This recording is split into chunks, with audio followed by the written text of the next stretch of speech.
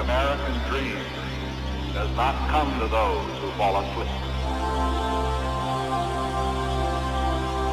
The American dream.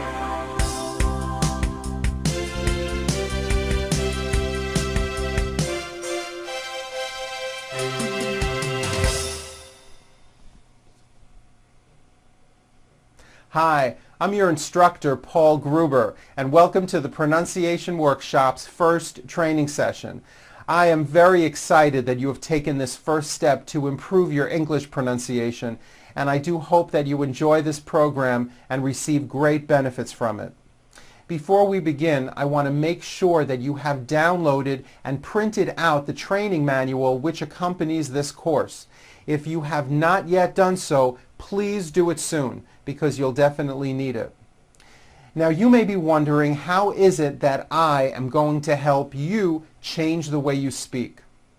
Well, basically, when you learned English as a second language, you kept many of the sounds and speech rules from your first language, and you are continuing to use them when you speak English.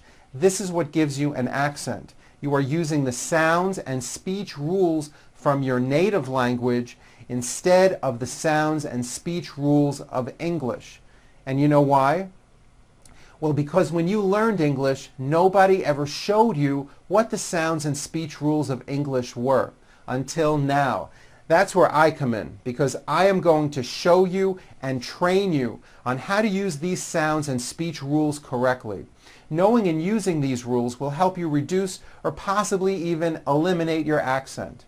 Now, throughout the program, you're often going to see me point to my mouth to show you how to produce a particular sound. I want you to pay close attention and try to copy exactly what it is I'm doing. I will be showing you how to correctly form new sounds by changing the position of your tongue or changing the shape of your lips. These small changes are going to make very big changes in your speech. Regarding practicing, I recommend that you use the training manual and try to practice often. When you practice, I recommend that you start out speaking slowly, out loud in a strong voice, while exaggerating all the mouth movements. What you will be doing is retraining the muscles of your mouth and your tongue to move in new ways, which will produce new pronunciation patterns. These new speech patterns will slowly and eventually evolve into your own spontaneous, fast speech. But it is important that you start out going very slow. If you can pronounce words and sentences correctly speaking slowly, well, then you'll have no problem saying them fast. I believe practicing is important, but I do not believe it's the only key toward success. Being aware of your errors, that's the key. Being aware and also recognizing mistakes when you hear them will probably be the most important factor towards your improvement. Another thing I'd like you to keep in mind, and I'm sure you may have noticed this already, is that when most Americans speak, you will notice that we seem to open our mouths a lot, and there's a great amount of mouth movement. Watch my mouth when I say something like, "Wow, is it really raining on Wednesday?" Did you see how much my mouth seemed to move? It wasn't with my lips flat. It wasn't, "Wow, is it really raining on Wednesday?" There was a lot of movement. My mouth opened wide, but also my whole mouth moved forward. Now, I find many foreign speakers, maybe because of their language's characteristics, they don't move their mouths much, and there is very little facial movement. Because of this, to an American listener, the words often sound mumbled, making it very difficult for an American listener to understand what it is you said. One way to be better understood immediately is to become more aware of your speech and to really start opening and moving your mouth. I'd like you to try to observe what I'm talking about. When you speak to native-born Americans or watch TV or movies, notice how when Americans speak, generally our mouths really open big and our lips come forward. These movements have a lot to do with the sound of American English. I also want to add that I will often be asking you to repeat words and sentences on these videos. Try to think and act as if we're both sitting in the same room and I am directly right in front of you. Listen carefully to the words and sounds that I give you. Listen carefully to my pronunciation and watch my mouth. Then repeat the words back to me in your own voice with the techniques that I'm showing you as clearly as you can. Now, at first you may feel a bit foolish talking to your computer screen, but really you shouldn't. Make believe you are speaking directly to me. You will find this to be extremely helpful and effective. During the course of this program, I will begin by addressing consonant sounds, and then later on we'll work with vowel sounds. Now, vowel sounds, as you know, are A, E, I, O, and U, like A, O, E, and U.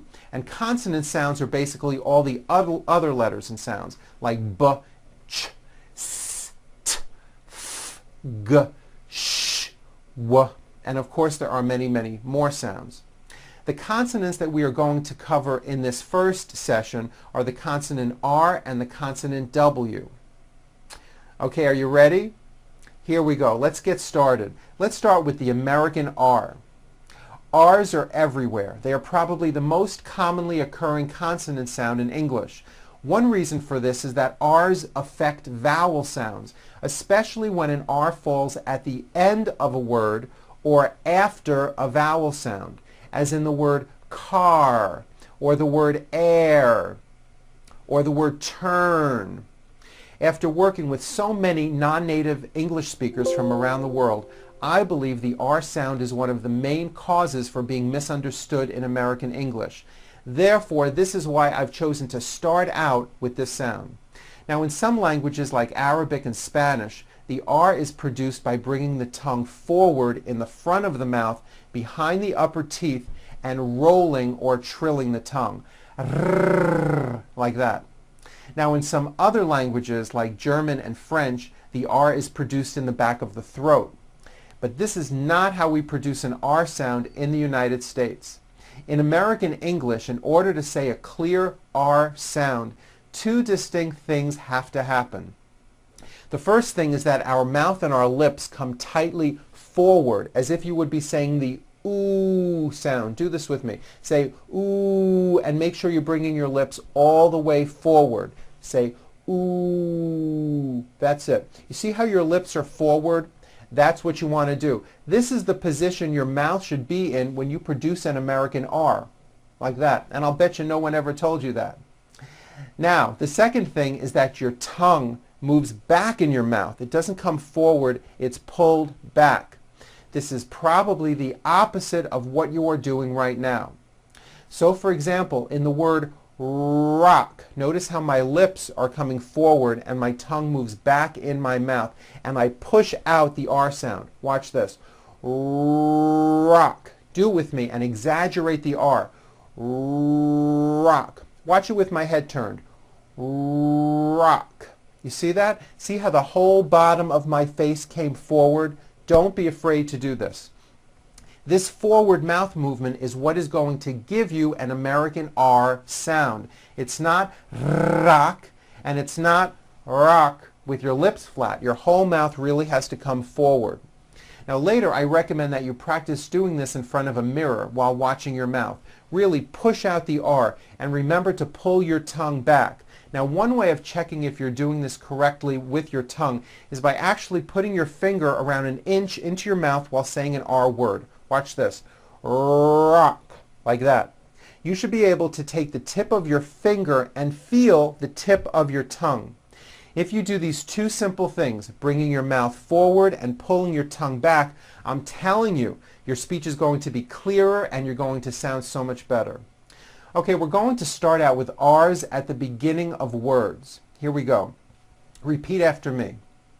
Rock, rip, reach, road, rain, rich, roam, raise, robe, rice. Very good. Now repeat this sentence.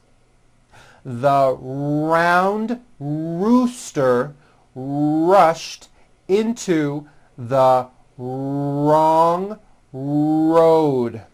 Very good. Now, pronouncing R's like this may feel a little weird to you, but if you notice, this is how most Americans talk. Okay, now let's do R's at the end of words or after a vowel. When a foreign speaker produces an R which is at the end of a word or follows a vowel, it's usually very weak. It's not really heard, and it leaves the word open or unfinished, like in the word car. Now you may say ka, ending with an A vowel, but it's not ka, it's car. Your tongue has to pull back. Car. And also your lips close a little bit in the front. The R needs to be very strong and you need to close the word. Car. Let's practice these words. Repeat after me. Car. Far. Star. Door. Bear. For. Air. Year, and that has a high vowel sound, E, year, turn, and pour. Very good. Okay, now let's discuss R's in the middle of words. In the word very, for example, which is a frequently used word in English, the R occurs in the middle of the word. It's not a D sound. The word is not vedi or very. It's very. Make sure that the R sound is strong and your lips are coming forward. Your tongue is back and you push out the R. Very, like that. Practice these sentences with me, nice and slow. He is very, very nice, like that. See how my lips are coming all the way forward? Next one. She is very, very tall. Here are some more practice words with R in the middle. Repeat after me. Direction, arrange, erase, correct, marry, garage, original, hurry, zero, marine, berry, operation, caring, arrive, everyone. Okay, very good. Now, R's are often combined with other consonants and form what we call R blends. It is important to understand that the R sound is the strongest sound of the blend, and your lips often come forward before you even say the word. An example of this is the word grape. Now notice how my mouth comes forward before I even say the word. Grape. Did you see that? And notice in the word grape, the R sound is stronger and you even hear it more than the G sound. Grape. Here are some practice words with R blends. First, at the beginning of words. Here we go. Training, trust, trip, great, tropical, bring, print, president, product, cracker, crawl, break. Okay, now in the middle of words. Subtract, waitress, nutrition, Australia, introduce, compress, oppression, betray. Very good. Okay, now let's practice R sounds in sentences. These sentences are filled with R's. Keep the R sounds strong. Don't forget to bring your mouth forward and pull your tongue back. Say these sentences with me. Here we go. The story he read on the radio was incorrect. Her career in the law firm is permanent. Richard and Brooke took a ride in their brand new Range Rover truck. Everyone will respect the royal family when they arrive at the airport. Be sure to close the word air. It's not airport, it's air. Airport, like that with a strong R sound. The trip to the Rocky Mountains will be rescheduled on Friday. Very good. Okay, now let's talk about W sounds. W sounds are very similar to R sounds. The major thing to keep in mind is that in English, when you see a W, it always has a W sound, like in the word what. Again, notice how my mouth moves forward. One way to make sure you are doing this correctly is to first say ooh with your whole mouth forward. Ooh, like that. And then open and close your lips to make the W sound, like this. Ooh, whoa, whoa, whoa, whoa, whoa, whoa, whoa, whoa, whoa. That's how you produce a W. Whoa, like that. It's never a V sound, where you are like biting down on your lower lip. Never. We'll be going over V sounds in the 4th session. The reason I mention this is because many foreign speakers, especially German speakers, say, for example, what with a V for the word what. Instead of saying, what will we do, which is correct, they may say, what will we do? And that is not right, and many people may not understand you. Bring your mouth forward on those W words. What will we do? Say it with me. What will we do? Very good. Now, as I said, the W and the R are similar. Both of them are made with your mouth in a forward position and your tongue pulled back. Your mouth should be a little bit tighter when you say an R. Listen to the similarities and differences between these R and W words. Rick, wick, right, white. It's not vite with a V, it's white with a W. Very good. Also be aware that the W sound occurs in some words beginning with the letter O, like in the words one and once. You might not be aware of this. Practice these W words with me. We'll start out with W at the beginning of words. Don't forget to bring your mouth forward at the beginning of each word. Why, which, when, what, wipe, wish, wait, wing. Very good. Okay, now with W in the middle of words. Always, away, beware, awake, someone, rewind, Halloween, Hollywood. Now practice these W sentences.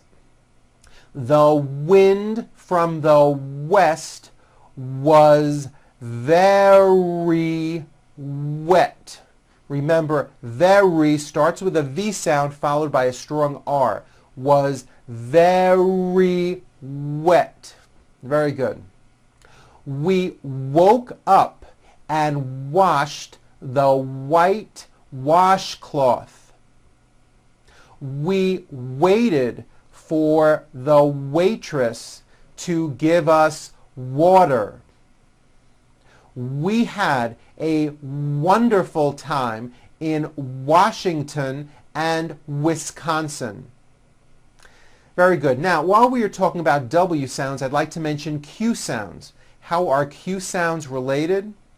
Well, Q sounds are made with the K sound, k, k, and the W sound, w, put together. You may not have known that.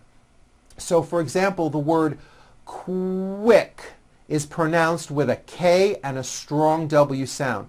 Quick, like that. Repeat some of these words beginning with the Q sound. question, quiet, queen, qualify, quit, Quebec, quilt, and also in the CH word, choir. Very good. Okay, here now is a paragraph which contains many R and W sounds. You may want to practice reading this paragraph a few times. Notice how my lips come forward on all my R's and W's. Try to do the same thing. And don't forget, do not roll your R's. Don't do that. Here we go. Ray was born in Russia. He dreamed of building the perfect roller coaster at the Grand Canyon in Arizona. He had a friend named Fred who lived in Norway. Fred's profession was designing railroad tracks, and his career involved traveling all around the world. Ray thought it would be perfect if Fred designed his roller coaster ride. Fred was creative, brilliant, and worked well with railroad tracks. He would be the perfect engineer for the project. The ride took 2 years to construct and was painted red and white. Everyone really wanted to ride the brand new roller coaster. Very good. Now, if you strongly push out those R's and W's, when you practice, eventually your R and W sounds are going to be clear and your speech will be much easier to understand. If you have the time, watch this session again and practice your pronunciation along with me. Then take out your training manual and practice on your own. All the word lists and reading passages that are on these videos are in the manual as well. I hope you enjoyed our first session together. Feel free to watch this session again. I'm Paul Gruber with the Pronunciation Workshop, and I'll see you next time.